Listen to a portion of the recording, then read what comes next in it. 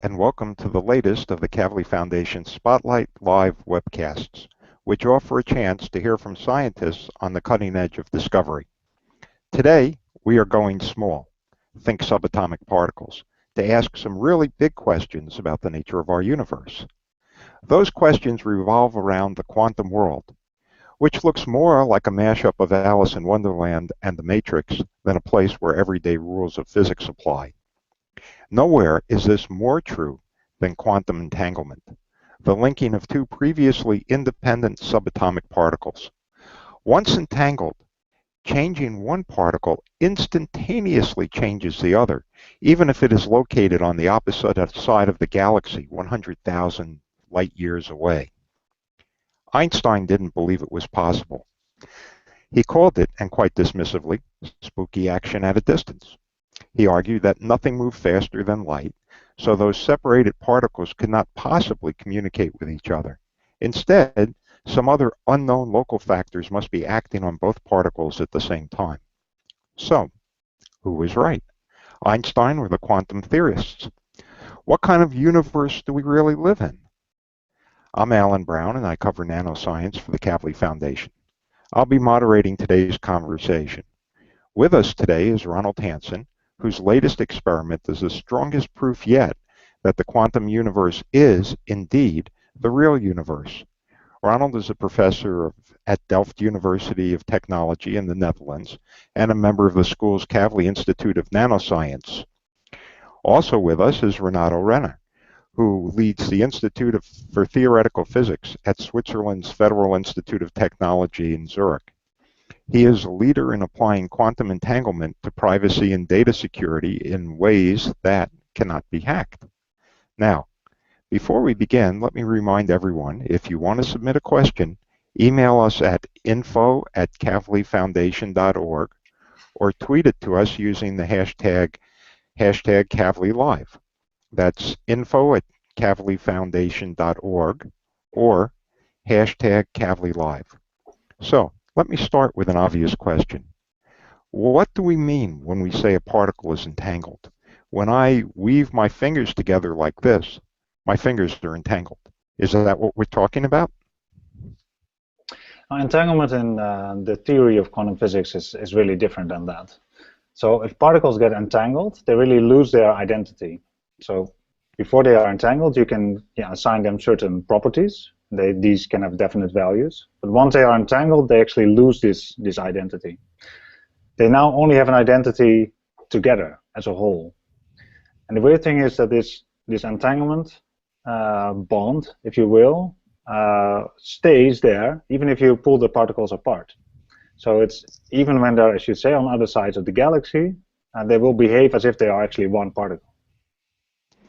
Renato, is that pretty much what you see? That's a very nice explanation, and I think this explanation already includes certain things that we just learned after Einstein made these remarks that he made about faster than light communication. Because one important thing is that they lose their identity. That's what Ronald said.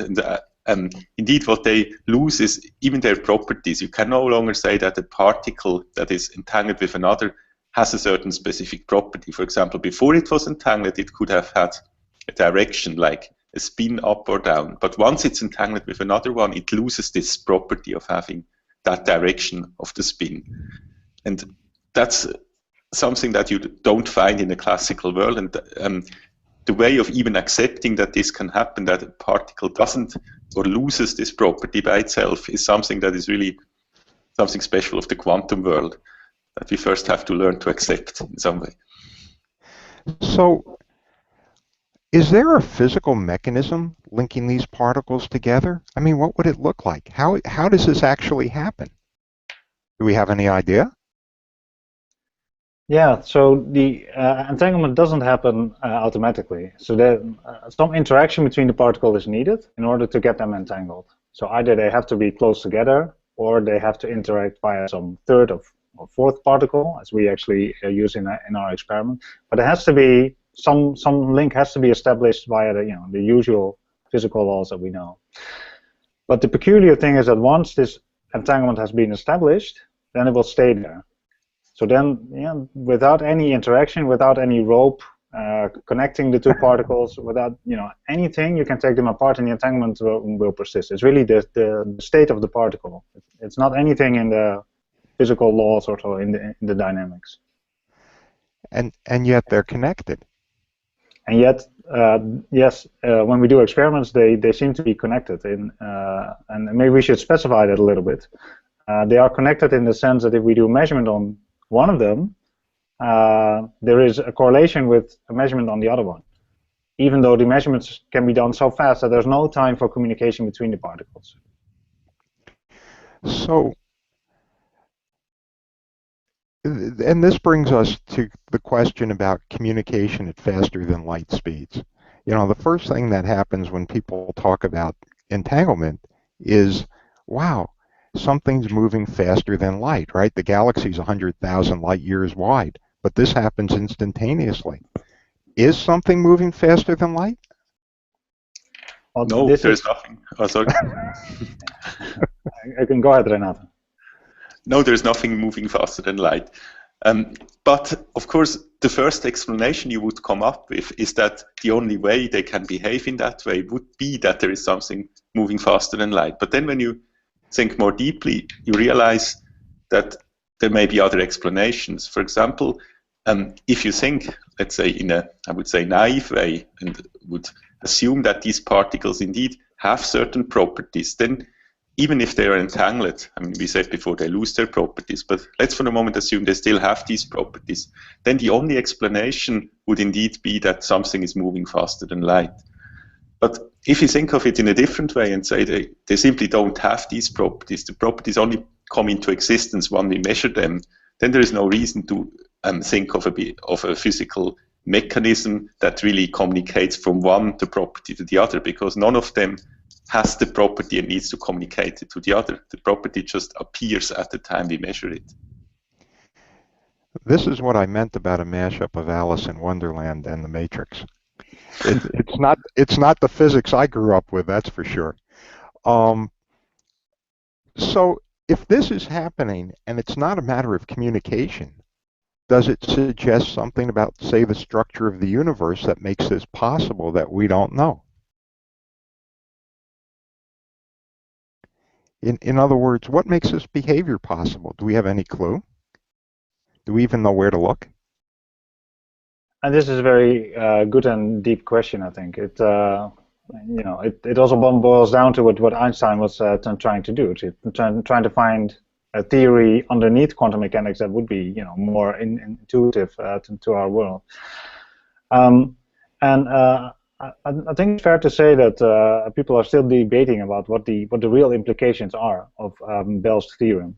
So what we have is a bunch of math equations, pretty clearly defined, lines of math. From these lines of math, you can get to the inequality of Bell. That is basically what we're testing in the experiment. But there are different ways of arriving at Bell's inequality. So the premises that go into it. So basically, the things that we are testing, you can come from different angles.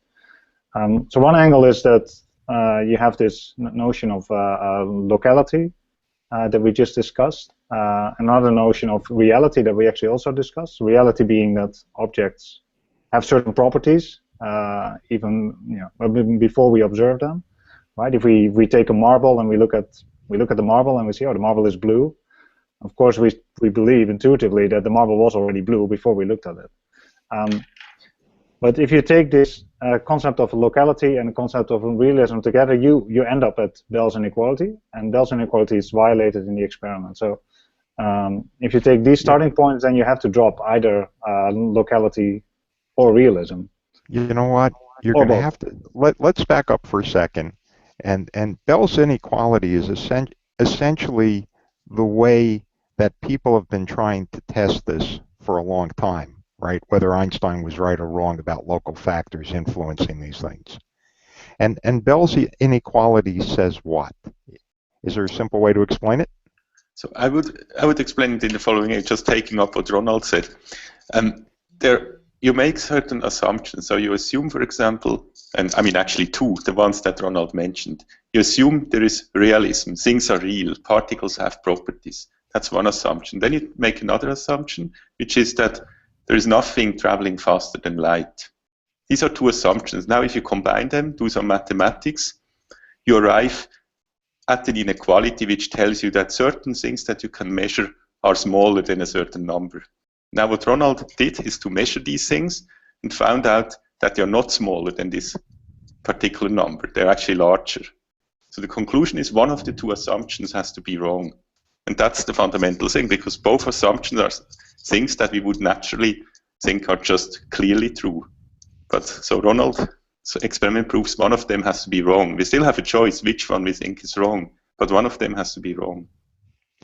Okay.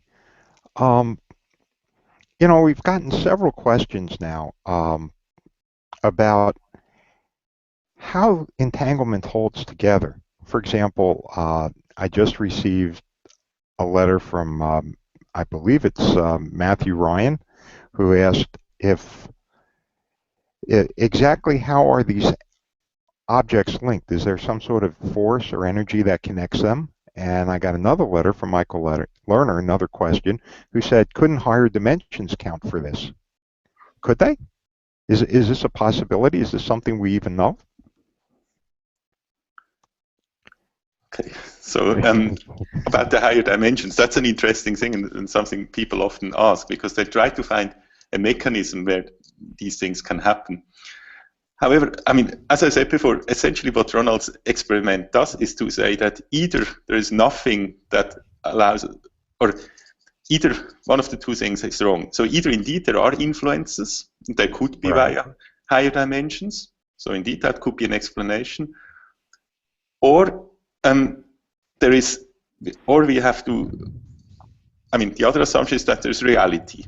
So now if you give up the first assumption, then this is a valid explanation. So if you give up the assumption that there is nothing faster than light, then this would explain the experiments. However, and this is an important point that I think I try to stress all the time, is that if we give up this assumption that nothing is faster than light, then we are in trouble with our assumption that we generally make that we have a free choice in what we do.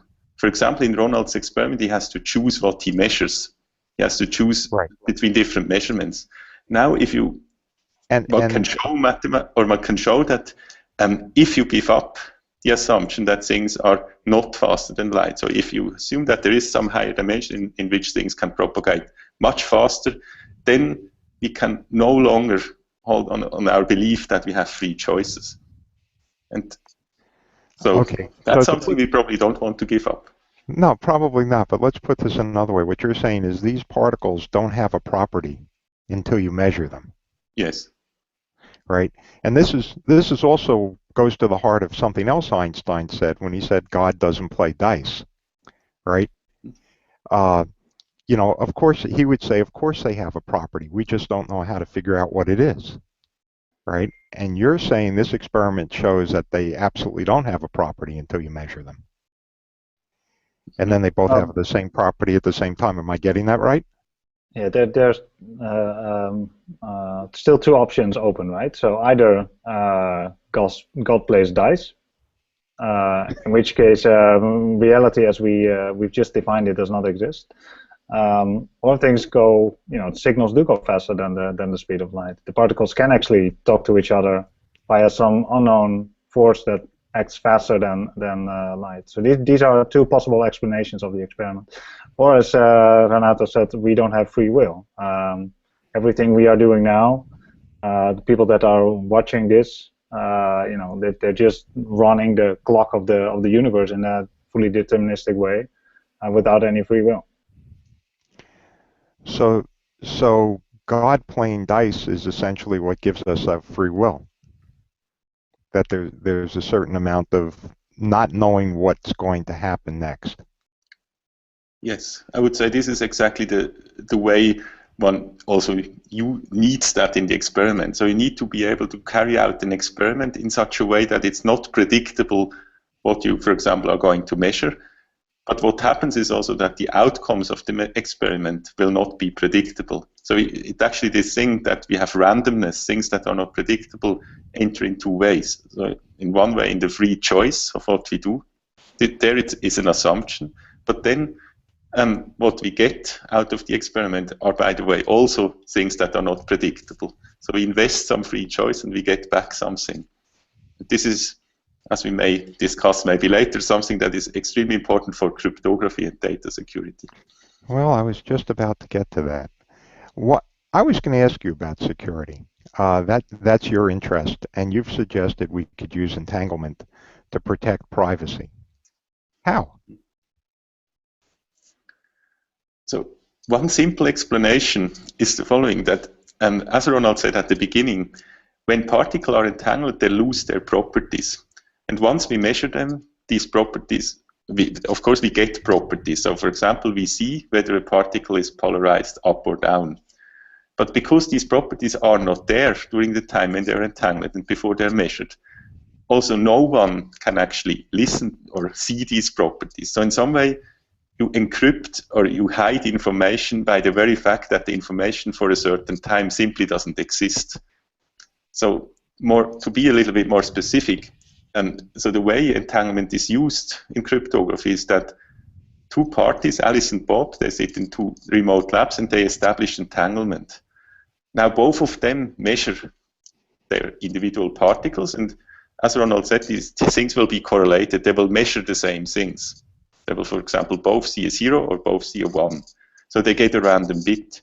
But because this random bit didn't exist up to the point where they measured it, no one could have possibly predicted or even have stolen it. So they get not only a correlated random bit, they get a random bit which was fundamentally unpredictable to anyone.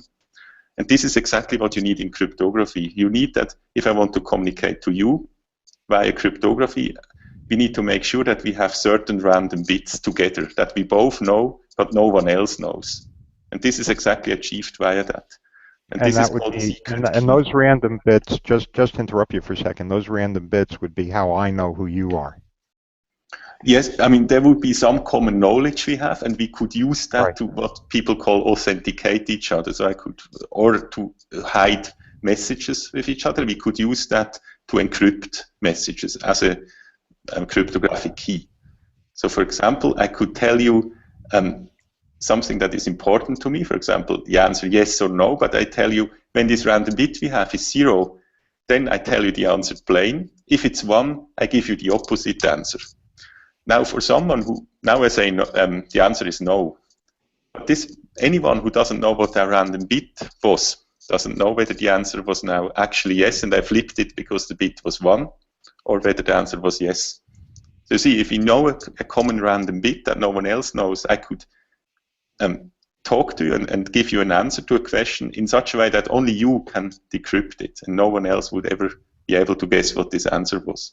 And that's essentially the idea of it. But you would need more than one bit to do this. You would need, or would exactly, yes. So, and that's why what makes quantum cryptography so strong. So, quantum cryptography, and in particular the type of experiments that Ronald carried out, gives us a way to constantly produce new such random bits, because we just entangle particles and send them away. In conventional cryptography, I get, for example, a password once. Maybe my bank sends me a password. But once I've used up this password, it's gone, because in principle, whenever I send information using that password, an adversary could actually try to guess the password. And the more messages I send with the same kind of short password, the more information he gets about this password, and at some point it's used up. But in quantum cryptography, we can constantly produce new secret keys without the need to actually meet to each other and you give me kind of a secret envelope. Okay, so let me just back up a second. You know, today's security codes are pretty good, aren't they? I've heard they generate 340 undecillion, which is a number so big I've never even heard anybody say it. 340 undecillion possible keys, and it would take 800 million times longer than the age of the universe for our computers to crack them. So isn't quantum security kind of an overkill? I mean, what kind of threats are you envisioning here? I've never heard this number either. Well, it was 2 to the I think there were like 4 places following it. There are at least 2 answers to this that I could give. So one of them is,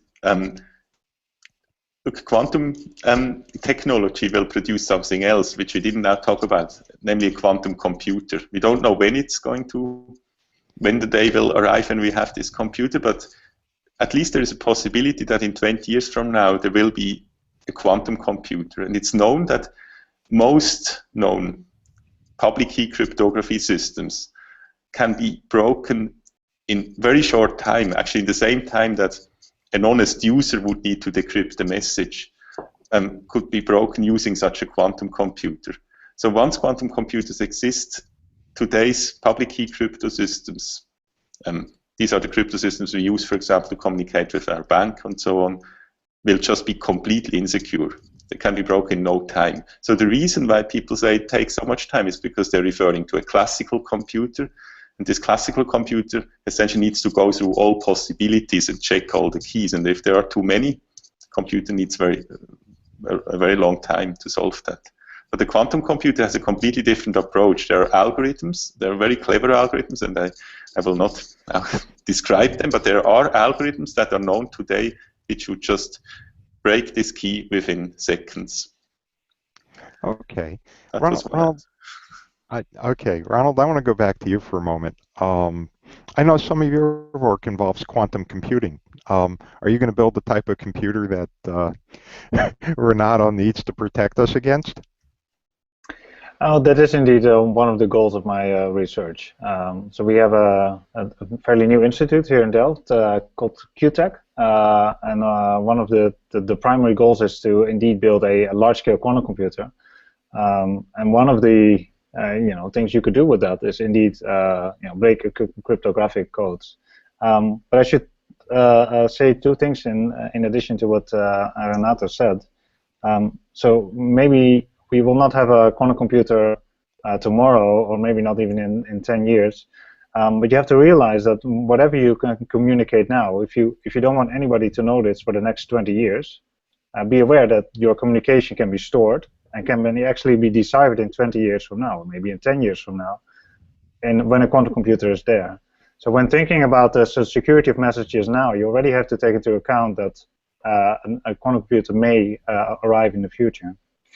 And what is so nice about this quantum cryptography settings is that certainly in a loophole-free setting, as maybe we can talk about loopholes a little bit later, if you don't have any of these loopholes, you actually don't have to know what happens inside your device. It's really a black box approach to cryptography.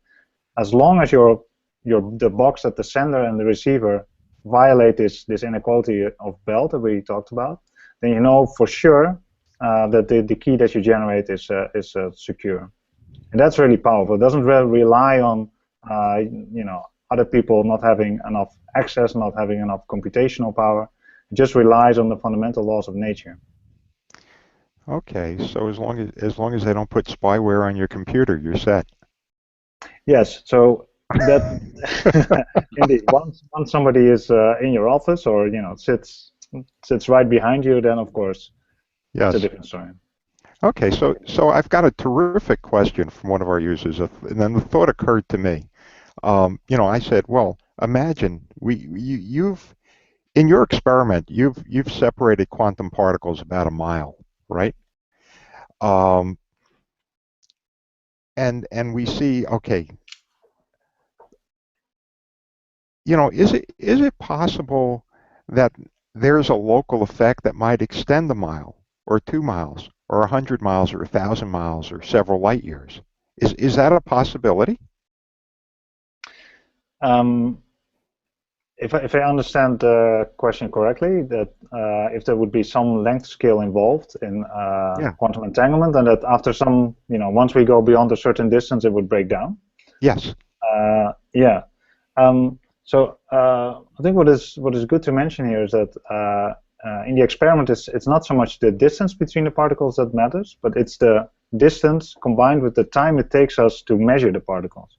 So we make sure that we do our measurements so fast that there's not enough time even for a signal at the speed of light to go to the other side and influence the outcome of that measurement. And so the mile is important because we also deal with the time scale, which is a few millionths of a second. And that's the time it actually takes us to do the measurement. So that's one answer. The other answer is that we don't really know. So if we should believe quantum physics, there should be no length scale involved in entanglement. It should also work if the two particles are separated, basically by the size of the universe. But such experiments, of course, have never been done. So the real answer is that experimentally we don't know this. Right. Okay. So some people could still hold out and say, well, maybe if it was further distance, it would make a difference. So incidentally, you mentioned closing a loophole, and you mentioned your experiment tried to close two loopholes, right? One was distance, so light couldn't communicate fast enough. What was the second loophole? The other loophole is sometimes called the detection loophole. I think it's actually cleaner to talk about additional assumptions. So what we are trying to do in these Bell experiments is to test these assumptions of locality and realism and free will. And what we would like, ideally, is that there are no additional assumptions needed to get to a result. And so what happened in the previous experiments is that either the particles were so close together that the assumption had to be made that there was no communication. And so this is solved because we have the particles far apart. But in previous experiments in which the particles were actually far apart, most of the trials didn't give an answer. And then what the experimenters did is say, okay, if I don't get an answer, so if my measurement doesn't say anything, I'll just throw out that trial. I'll just say it doesn't count. And I only calculate this number that I want with the trials in which I did get an answer. Mm-hmm. And this actually turns out to be a loophole because you can build a local realist model that takes advantage of the possibility to not give an answer. So this is called the detection loophole, and we also close that. So in our experiment, every trial the particles give a measurement result.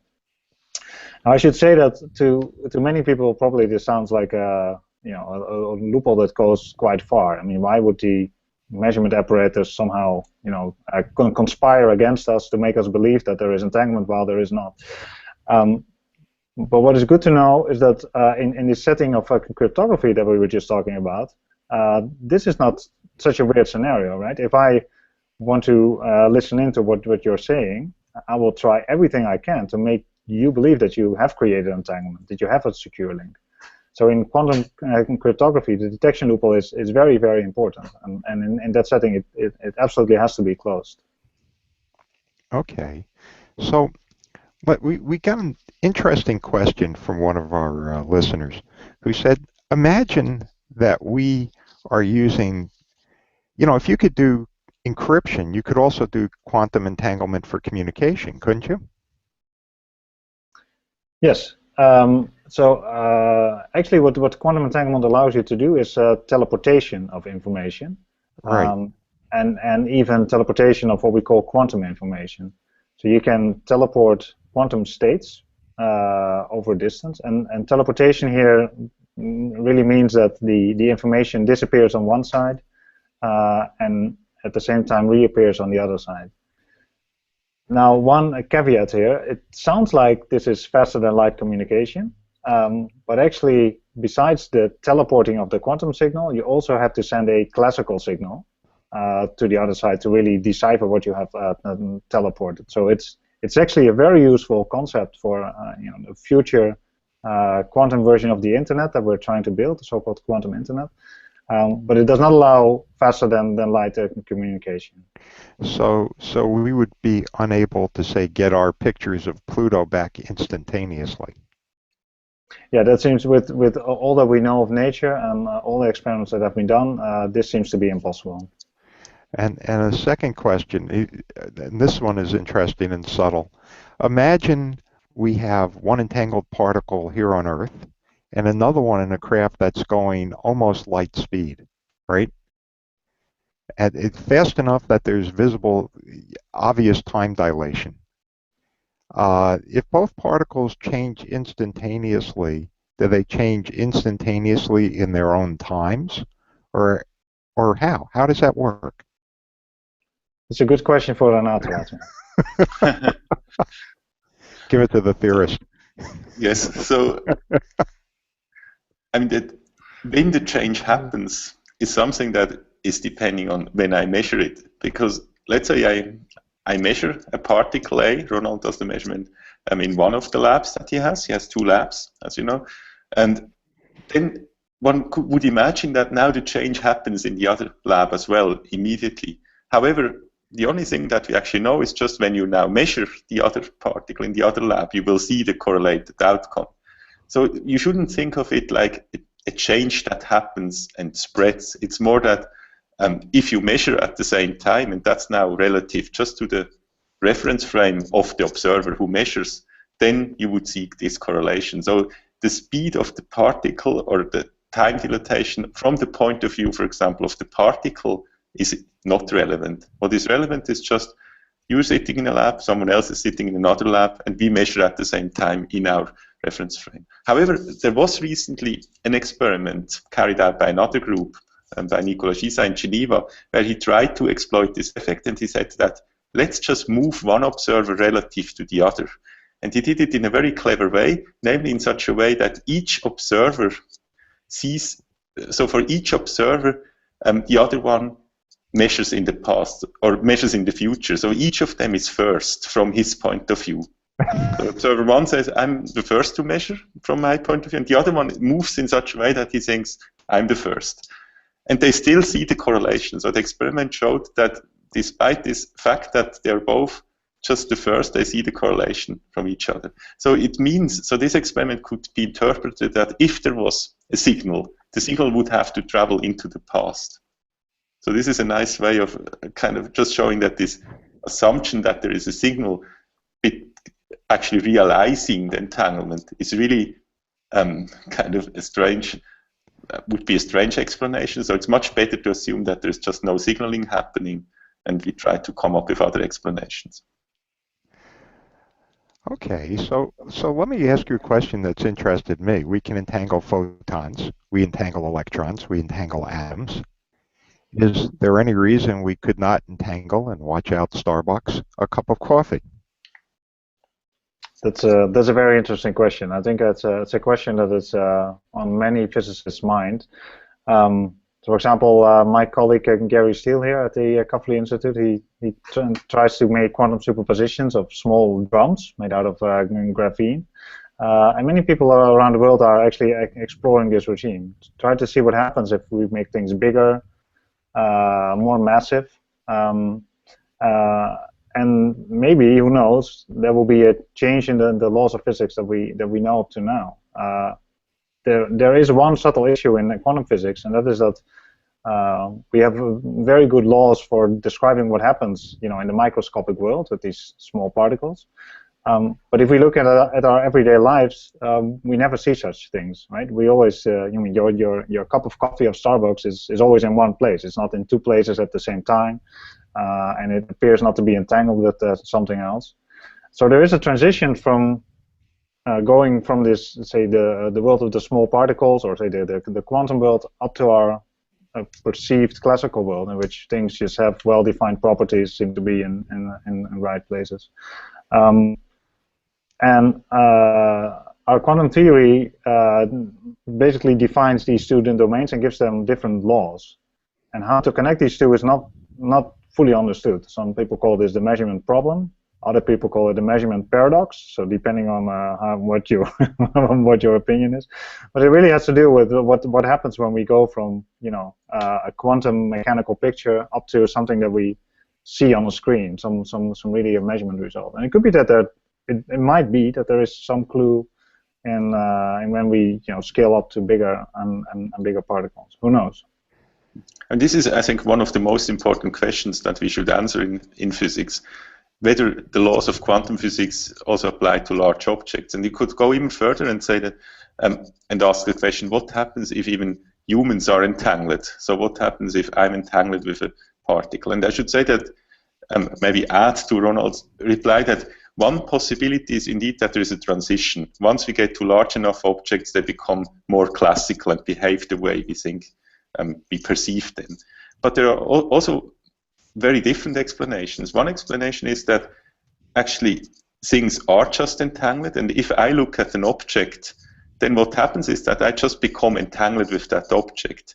But because I'm now myself part of this entangled thing, I don't perceive it as entanglement. It would only look entangled from outside, but I perceive it kind of as if the object has a well-defined property. So this is just to say that even if we assume that there is no transition, if very large objects, including humans and maybe the whole planet, would just follow the laws of quantum theory, and there's nothing else, then this could still probably be made consistent. But we don't know which of these things is the case. So we have at least two consistent explanations. One which would say everything is just quantum, things are entangled, we are entangled, and another one which says that maybe less adventurous, once we go to large things, they become classical and all these strange behaviors disappear.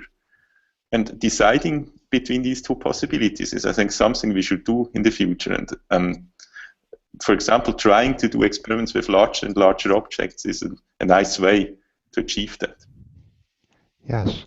So, and it brings to mind, we're going to get ready to wrap up here because we're a few minutes over, but I do have one final question. If Einstein could join us today, how do you think he would react to this experiment?